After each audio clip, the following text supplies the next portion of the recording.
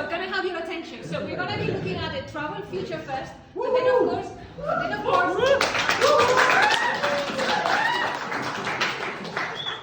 will be leaving on a positive note because we're all going to make a difference, okay? So we will have the travel future first and then the positive future. All yours.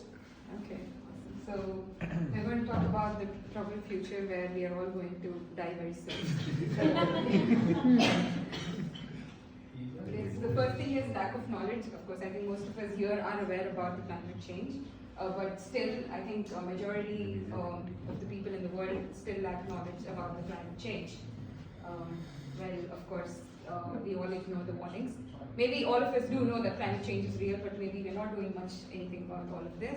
So we are ignoring all the warnings, and of course, the business also ignores the warnings.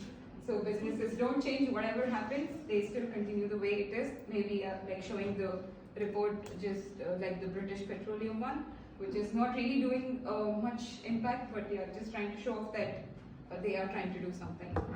So.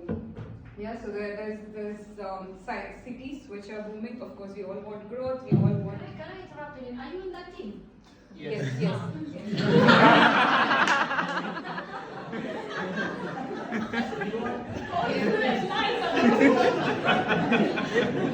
yeah. So maybe slowly, so we can understand.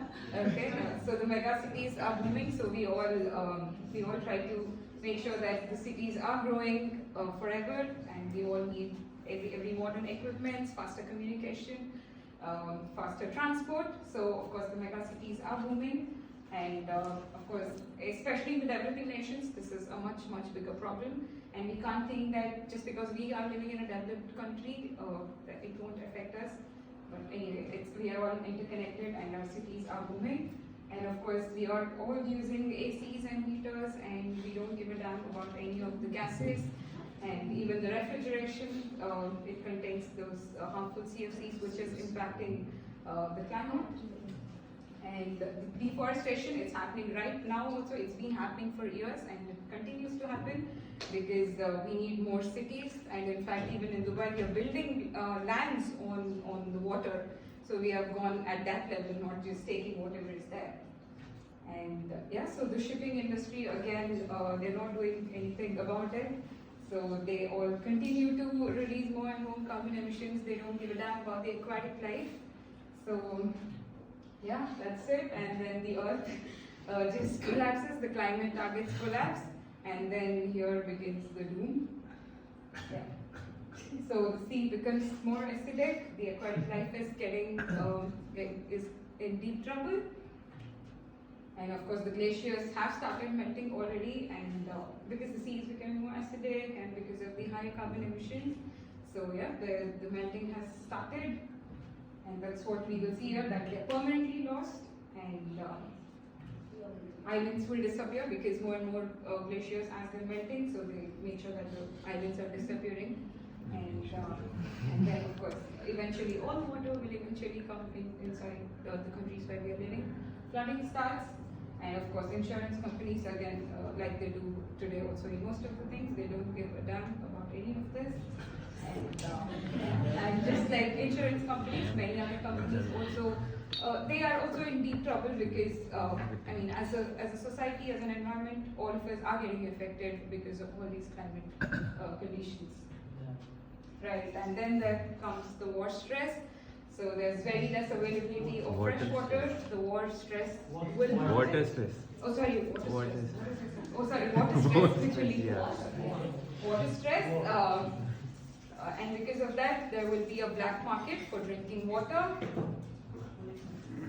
And not just water, many other resources will also dip. And this will, again, result in many more bad things, and even ordinary people will become poorer. All the things that we just saw, that for the last 200 years, 200 countries have come so far in terms of better health, better wealth. I think in probably in the next 100 years, it will all go again to the same condition. That's what we will see. And the living standards will drop because there's a scarcity in water, resources, everything. So there will be nothing essentially in the food markets. And because there is very less resources and the number of people are still the same, the costs will skyrocket. And then comes the war, because there are very few resources, but there are more people, and of course, I think we will have to end up fighting with each other, and then comes the war. And because of this, there are many more refugees, which is a sad thing. And of course, US will always try to do something better for the world, and they will try to pass some legislation and try to help people around the world. And probably the developed countries try to give some of the, they try to help the developing countries or the countries which have been affected with some compensation. But still, all this is happening. The heat waves are here. It's just like the winter is here in Game of Thrones. So the heat waves, it will be here in a few years and it will destroy lives. And yeah, half of us on this earth will die.